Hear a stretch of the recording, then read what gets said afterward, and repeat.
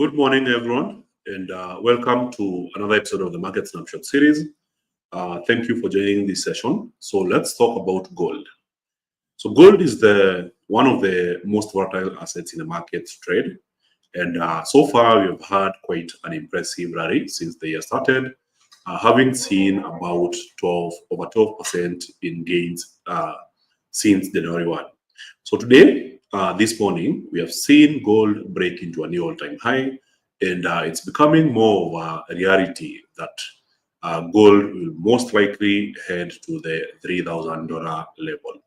So as a trader, what are you going to do about it? Is it going to just get to 3,000 without you benefiting from it? Or how are you going to approach this? So in this session, we'll try to understand that. We'll try to understand the various techniques that we can use to take advantage of the current trend in gold. So outside of that, we'll also be looking at other things. We will be looking at the economic calendar, what are the key events that are moving markets today. And on top of that, we also do some technical analysis to try and understand the top price patterns, including major currencies. We'll be also looking at equities, we'll be looking at commodities and so on. So if you have any questions, feel free to type that in the comment section and I'll be responding to that. Of course, I appreciate when you like and share, subscribe to the channel. If you're next, make sure to retweet so that you can reach more traders. So as always, this session does not constitute any investment advice. It's not a recommendation to trade. So you should always do your own due diligence and of course, practice proper risk management.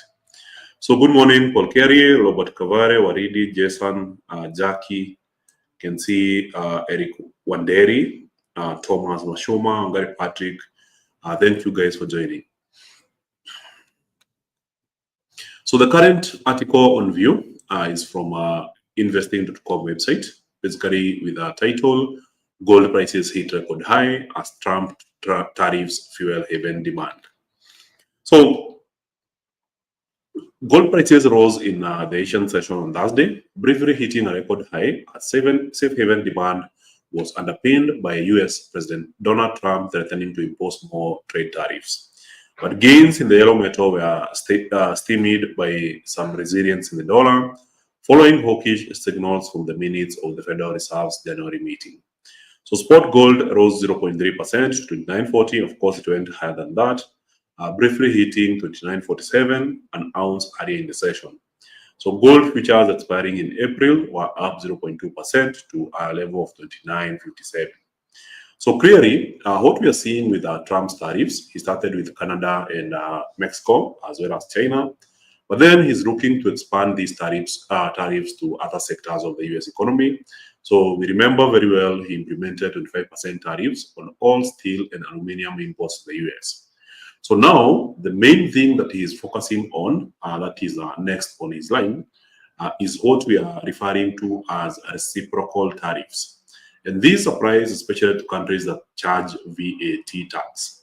So the way Trump is reasoning is that if your country buys goods from the US and then the government charges a VAT, for instance, in Kenya it's 14% on those goods, then that basically means that you're increasing the price of American goods and making them undesirable.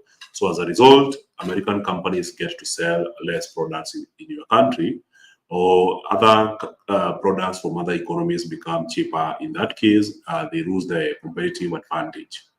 So what he's saying, if you're charging our goods VAT or a tariff in your country, then we will also be implementing the same for the products that you send to the US. So for instance, in Kenya, we send quite a large number of products to the US, including coffee, tea, and apparel. And these goods generally are not taxed in terms of VAT. So they enter the US economy duty-free through the AGOA agreement. So as a result, we are able to benefit by selling freely in the US. But then if their companies sell products here, we charge them VAT. So he's looking to do that worldwide, no exemptions. So all countries that do business with the US, if they charge VAT on American products, if they charge tariffs or levies of any form, then he's looking to replicate that. So what this has done is that it has created a lot of uncertainty in the market, mainly because it could impact a lot of companies, and most of these companies are in the stock market. So as a result, investors are looking for safe haven assets, and one of the top safe haven assets in the market right now is gold. So this explains the current strong rally that we are seeing in gold amid strong demand from global central banks, mainly the People's Bank of China buying more gold. The Chinese economy has been buying more gold. The Central Bank of India has been buying more gold, and many other central banks. So let's get to the economic calendar and try to understand what are the top events this morning. So this morning we had quite a number of things. One of them being a speech by President Trump. This was the F2 Priority Summit.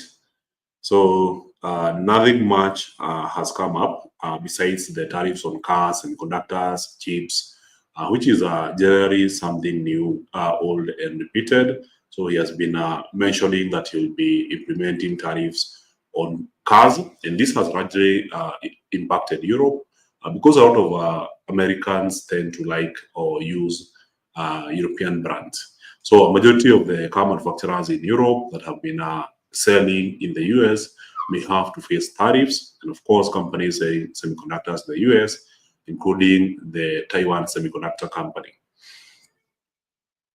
So outside of that, we had the job report from Australia, where the number of new jobs created in the month of January came in more than double the expectation at 44,000 jobs. This was higher than the expected 19.4K jobs, but also a little bit lower than the previous reading, which was 60,000 jobs created in December. However, the surprising data point was the unemployment rate, which ticked higher to 4.1%, and this was a record level, which is much higher than the previous reading for the past 1 year. So the last time we saw the number at this level, sorry, not 1 year. So the last time we saw this 4.1%, or anything around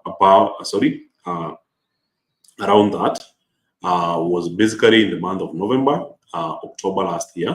So slightly higher in September and August, also the same level in July, same level in May, same level in February, and of course the other time is February 2022. So this is quite worrying, especially when you consider the trend. So if you had to make this chart align, then you can see that the chart is overall turning and moving higher. So we have had the second consecutive increase in unemployment rate, which is creating worries about the Australian economy. So considering that the Reserve Bank of Australia recently cut interest rates by 25 basis points, it was on Tuesday, an increase in unemployment rate means that the Reserve Bank of Australia may halt the trend of cutting rates and consider holding them higher for longer until they see something changing. So for now, it's quite concerning, and we'll be looking at how the Australian dollar reacted after the news. So Chinese interest rates remained the same as the market was expecting. So for the 1 year loan prime rate, it remains at 3.1%. And for the 5-year loan prime rate, it remained at 3.6%. So going forward for the rest of the day, we have two major data points. One of them is US unemployment claims. This will be coming up at 4:30 p.m. And of course, the Philadelphia Fed Manufacturing Index also at the same time. So the unemployment claims is a weekly data point, which basically measures the number of people or new people who are claiming for unemployment benefits over a period of 1 week. So it's usually around 200K. So we are seeing 213K in the previous reading. So we're expecting a slight uptick to 215K. So while this may seem like an ordinary data point, there is an overall trend that we tend to focus on. So I'll be showing you these on the trading economics calendar. So we are looking at the US jobless claims. So while there is the initial jobless claims, the number of new people who claimed for unemployment insurance in the past week, there's also what we call the continuing job claims. And this is a much stronger statistics because it gives you a much stronger trend. you're able to tell the overall story of whether the number of new people claiming for unemployment insurance is generally increasing or decreasing. So while there has been variability across different weeks, you can see an increase, a decrease, increase, decrease, and so on. In this case, you can see that there is an overall trend, and this overall trend shows that we've been seeing the number increasing over time, and in the most recent reading, it was quite a big drop. So clearly, it's a trend that is worth observing, knowing that these unemployment claims have been increasing over time, showing how dire the US economy is. So continuing jobless claims in the United States decreased to 1,850,000 or 1.85 million in the week ending February 1 in 2025 from 1,886,000 in the previous week. Continuing jobless claims in the United States averaged 47.24 thousand from 1967 until 2025. So of course, with the 1850, it's a much bigger drop. So the all-time high was 23,130. This is probably during COVID, and yes, that was in May of 2020, and a record low of 988,000 in May 1969. So clearly, this will be a key data point determining the market trend today. So Philadelphia Fed Manufacturing Index is a leading indicator of the manufacturing conditions in the US economy. So as per the previous reading, we had a 44.3 reading. So we're expecting a huge drop to 19.4, where values above zero are considered to be expansionary, and values below zero indicate worsening conditions. So in this case, manufacturing is still good in the US, and Trump policies are helping bolster the manufacturing sector. So far, it's still a positive, but if we get levels at around 19.4 below, then that should be negative for the dollar. But if we get higher numbers, especially around 44.3, then that is expected to be positive for the dollar. So outside of that, let's look at other top events happening in the markets. Of course, there's major movements happening in the yen. So yen gains past 150 per dollar as the Bank of Japan rate hike bets ramp up.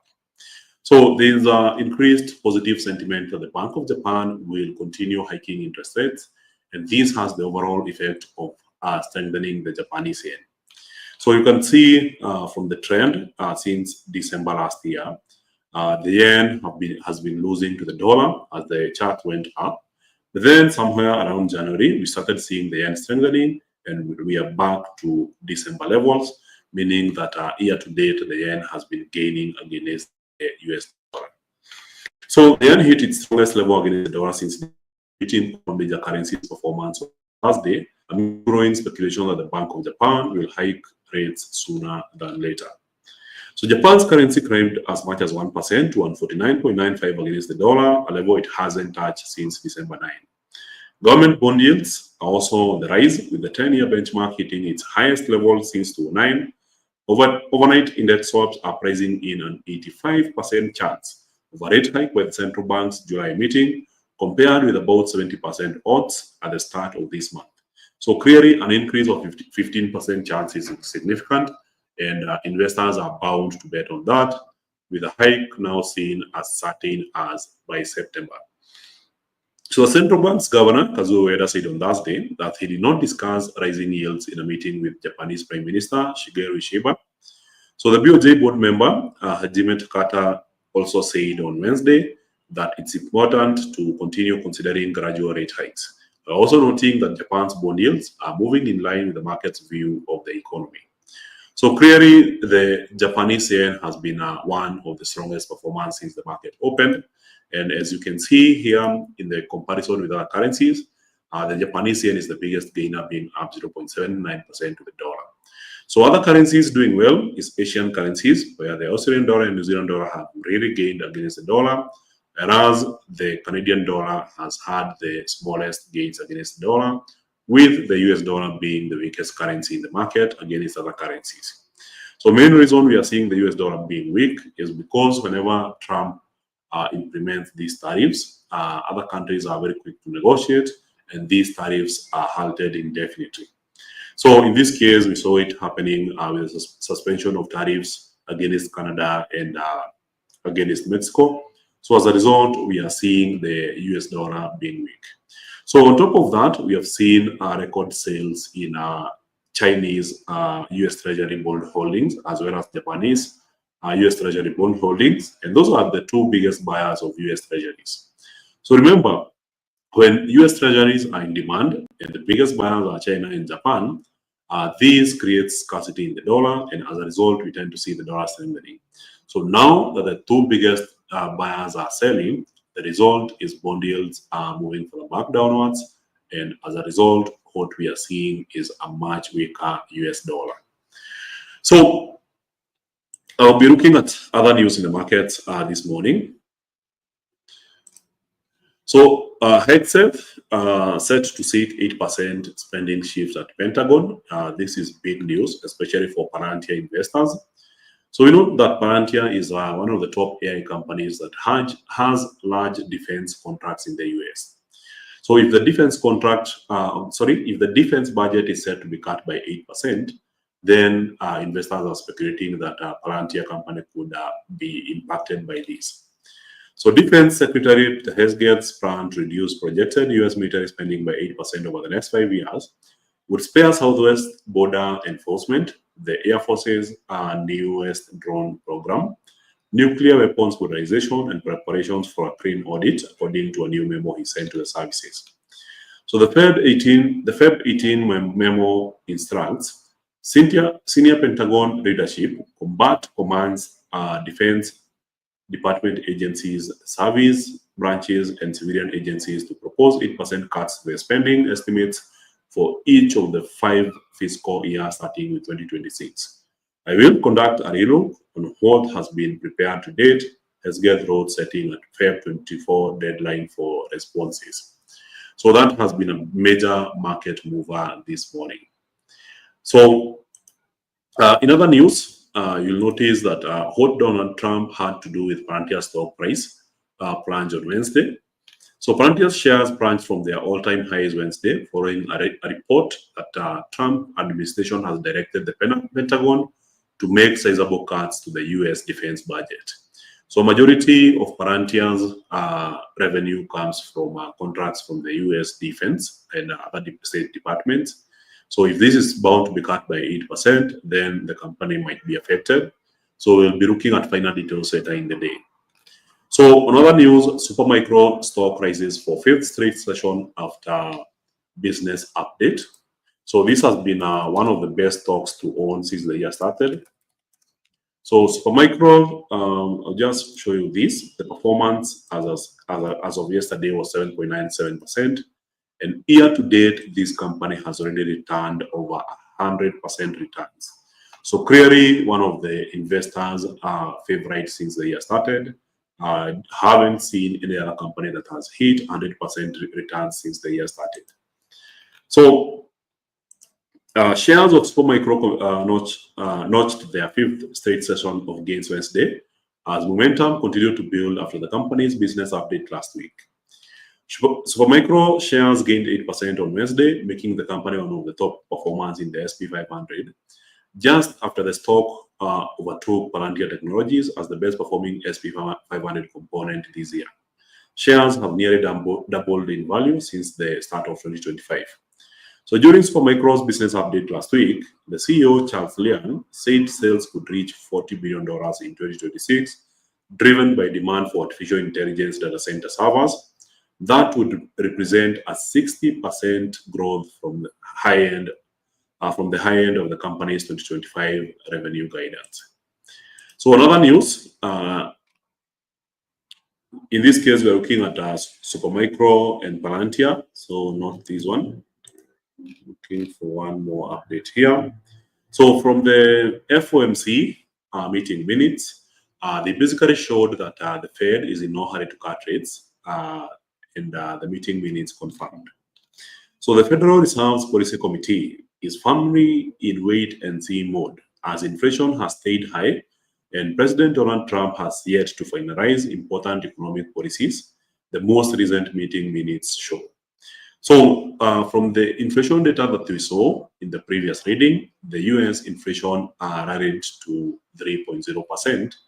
And this was a big surprise in the market, higher than the expected 2.8%.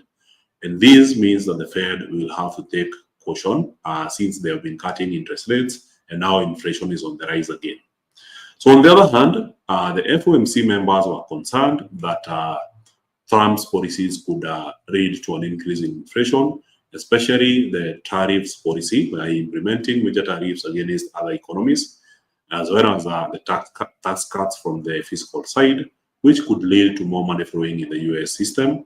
And as a result, this could boost inflation in the US economy, which is not a good mix when you are cutting interest rates. So as a result, we have seen investors express caution. In this case, the uncertainty led to investors creating more demand for safe haven assets, in this case, the current strong rally that we are seeing in gold. So also, from the comment section, I've seen something about Apple.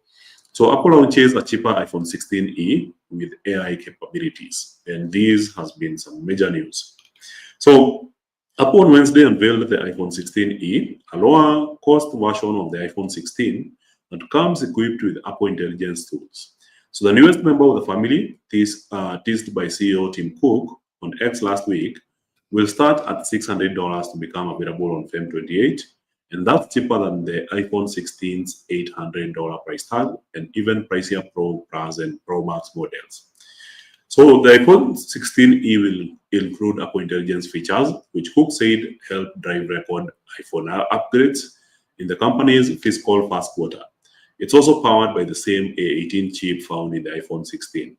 So last week, Morgan Stanley analysts said Apple could ship 15 million units of a lower-cost iPhone during the company's 2025 fiscal year. However, that forecast assumed the new phone would likely be an update to the iPhone SE line priced slightly lower than $500. So that will be on the news. And of course, the 16e announcement comes after reports that Alibaba is partnering with Apple to bring Apple Intelligence to iPhones in China. So Apple has reportedly submitted AI features developed with Alibaba to Chinese regulators for approval, a process that could take several months. So I believe we have covered some of the major topics and news that we're expecting to be moving the markets today. And now it's time we do some technical analysis and try to understand where the markets might be headed next.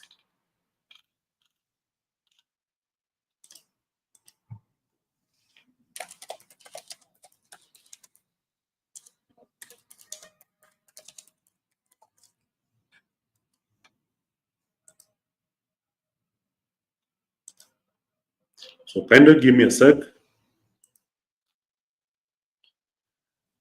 So on the technical analysis side, in this case, we try to understand what's currently moving markets, what's the prevailing market trends. And of course, today I would like to start with the topic of the day, which is basically gold. So gold has been really strong since the year started. So if you look at the daily chart, the year started where we have the vertical line here. And so far, since the year started, there was a slight drop on the third day of trading of about 0.4%. But overall, gold has just been moving higher, and now it's up 12.52%. So the main reason we have been seeing this is uncertainty as well as gold demand.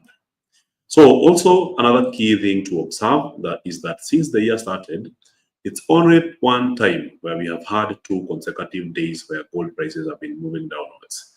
So all through, we have been seeing green candlesticks, only one day of pullback, green one day, green one day, green one day, and so on. So yesterday was a red candle, meaning that price was pulling back downwards. However, today we have seen some insane demand and gold has hit yet another new all-time high.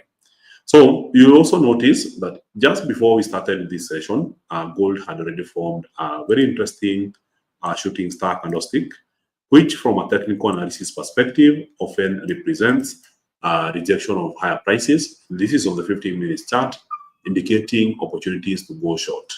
However, immediately after that, we can see that prices continued moving higher, showing that the market is currently being strongly dominated by buyers in the market. So yesterday we had a nice pullback of about 285 pips or 2,850 points. So this is from the swing high yesterday to the swing low. And then from there, we saw the market rebounding towards the end of the New York session. So the Asian session has been largely bullish, and now we enter the London session, where the market is currently pushing further upwards to a new all-time high. So currently, the highest price we have seen is 29.54. So this basically creates the likelihood of gold eventually hitting the target that investors have been projecting, that gold prices could potentially hit a high of $3,000 per ounce. So this is not very far off. So we could be seeing gold eventually getting to $3,000. So from a daily time frame, this is how it looks like. So this is something that could literally take a day or two, or even a whole week, or even a whole month. But then the current bullish momentum is only but strengthening. So if you use a smaller time frame, let's say you use the 4-hour chart, you'll notice that the prevailing support trend or the lower trend line has been working really well. But then over time, what we have seen is this trend changing direction. So from this point onwards, we started getting into an even stronger trend line. So rather than gold price bouncing on this trend line, it's now bouncing on this other one and accelerating higher. So over the past 1 week, we saw that gold prices hitting some resistance here around 29.39 to 29.42 price action area. So this was the main resistance area. And then this week, we have seen the market attempting to breach here and then pulling back and now pushing higher and going into a new all-time high. So what this means is that the strength of the price is getting stronger. And of course, we know that this was a triangle happening across a period of about 2 weeks. So in this case, what we saw here was gold prices consolidating for about a week and a half, and then eventually breaking and moving further upwards. So in this case, there will be no candlesticks on the left to be looking for target areas. So we'll be working with round numbers as potential targets. And now that we have breached above 29.50, so we could be looking at 29.75 before we even get to $3,000. So 29.75 seems like the likely target once we breach through this area and continue the momentum here. So far, it's looking likely that gold could potentially reach 29.75 as we continue with the day's trading. So outside of that, Brent oil got to a target that we had identified yesterday, and immediately after it got to the target, there was a sharp drop, and then earlier this morning, there was an attempt to move higher, but now it seems that we are changing direction again. So from the 4-hour chart, this is how it looks like, which means that we have completed the upward movement, and now it's more likely that Brent oil is moving further back downwards towards the $73.921 per barrel. However, later this afternoon, we are expecting some crude oil inventories. This should be at some point around 8 p.m. So the EIA crude oil inventories are expected to show the US stocks, and if the stocks have increased, this could drive oil prices further back downwards. So we are still expecting to see that as the outcome, especially considering the new Trump policies that are projecting or insisting on driving oil prices lower. So US equities are still ranging. So if you look at the NASDAQ, this is more of a sideways momentum.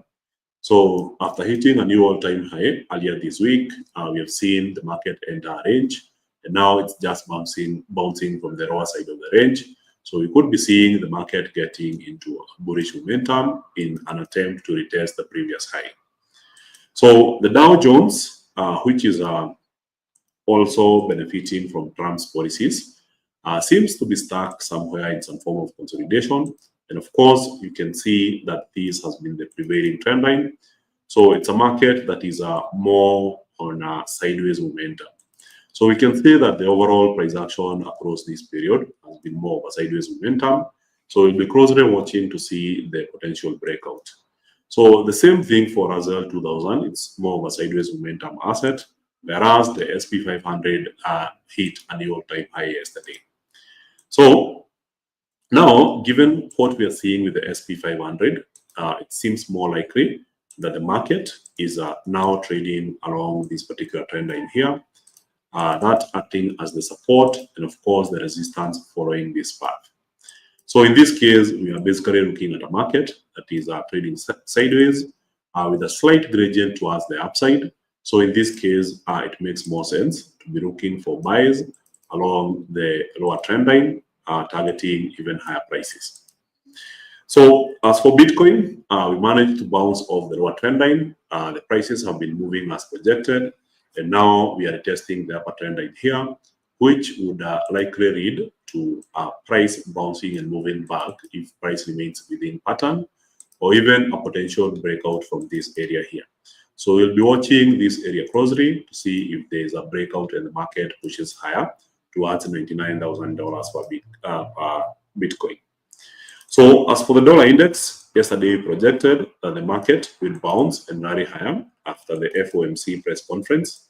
So this came out as expected, and now we are seeing the dollar index raising gains, moving towards the lower side, and in this case, potentially breaking this trend line here.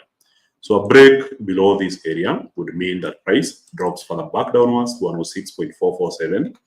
And this could be correlated with what's happening with the Japanese yen, which managed to break this area here, retest and continue moving downwards. And now we are seeing some further downside momentum. So clearly, we are looking at USD JPY, looking to retest previous lows at levels around 149.59. So this could be playing out as soon as today, given the strong momentum we are seeing in yen pairs. So the AUD-USD currency pair has managed to break outside the flag. So this flag, we had various oscillations playing out. So yesterday we projected that the market would rally to this point and move back downwards. It played out as expected. And now we are seeing a very strong momentum upwards, indicating that the AUD-USD could continue with the prevailing trend. In this case, moving higher and breaking the previous high. So the last time we saw the AUD-USD trading at this level was all the way back on the 17th of December 2024, and we could be seeing a new high being printed today. So as for the pound USD, clearly it's a market that has been stuck across major resistance and support area. So if I clean up my charts here, you can see that this level has been holding as a very strong resistance area. And of course, these other levels have been holding as key level support. So more of a sideways momentum on the pound, but a break may be imminent. So as per the current cycle, we are looking at the market retesting this area here, and then we observe whether there will be a break. So as for the Euro USD, we have been trading within this pattern here. So yesterday we projected that the market would find resistance here and drop towards the lower trend line. So it played out perfectly as we had expected, moved further downwards, and now we are seeing the Euro USD retesting the upper trend line, and of course it could be bouncing again and continuing with the same pattern unless something changes. So already we are seeing the market rejecting that price and potentially price moving further back downwards. So the 15 minutes chart, this is how it looks like. So it's a market that is just rejecting the upper trend line, and it's on course to be moving further back downwards. So the overall trend for the last 3 days have been bearish as the dollar has been strengthening against the euro. So as for the New Zealand dollar, we're also seeing a similar thing. So in this case, a market that is still under consolidation.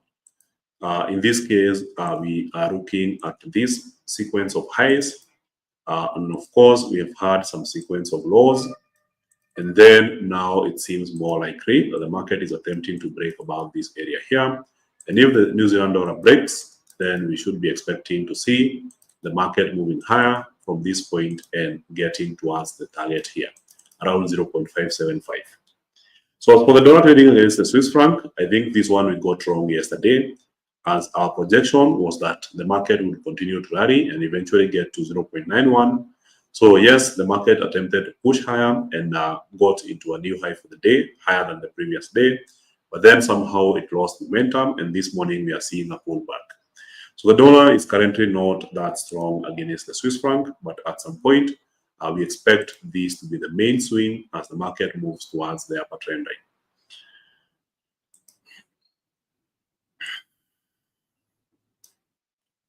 So a big surprise on European equities, with the German stock market index making a big large-scale sell-off, one of the worst days since the year started.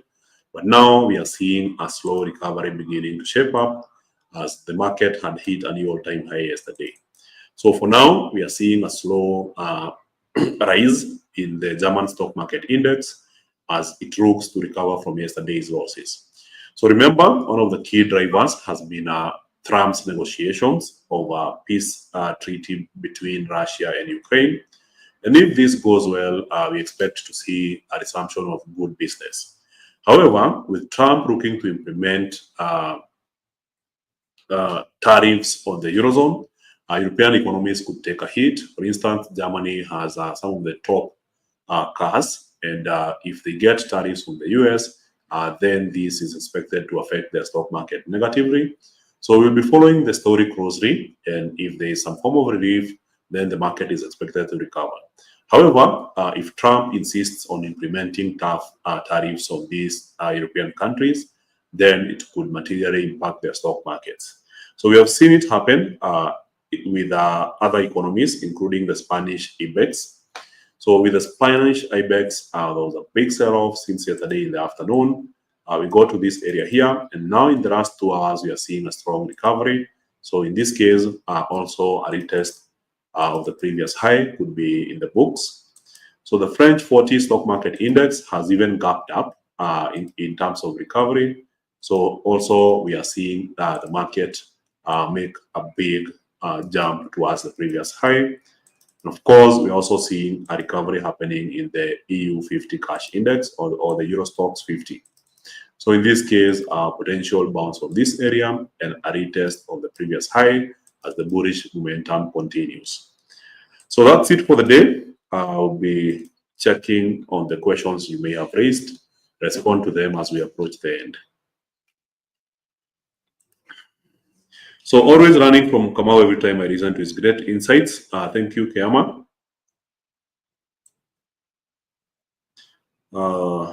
Robert Kovale, thank you on the bench. Now that Apple has launched iPhone 16e, which index can we expect to be bullish? Is it US30 on the NASDAQ? So Apple is a component of the NASDAQ mainly, and also the SP 500. So if we get positive news from that, then the biggest move is expected to be the NASDAQ. So also, a good question here. I'm trying to understand why the dollar has been so weak against the New Zealand dollar, yet every single data and market sentiment points to a strong US dollar against the New Zealand dollar. Is it logical to expect the dollar to overpower the New Zealand dollar? So one of the key highlights is that Trump basically said that he is considering some exemptions for New Zealand. So he's having a soft stance on New Zealand as well as Japan. So the two economies might not be affected by sanctions as much. So also at the same time, the Reserve Bank of New Zealand cut rates by 50 basis points. So this was not good. But then, given the correlation between Japan, Australia, New Zealand, and China, we have seen an increase in business over recent weeks, and as a result, increased positive bets on Asian currencies, with the New Zealand dollar being one of the beneficiaries. At what point should we expect profit taking in gold? Is it one of the most brutal and uncertain activity in the market? Yes, absolutely. So once gold hits the expected all-time high of $3,000, at that point you should be expecting to see some profit taking, and one of those brutal sell-offs that can catch you in surprise. So the more gold approaches $3,000, the more it becomes undesirable to be holding bullish positions. So we already talked about European stocks. That's done.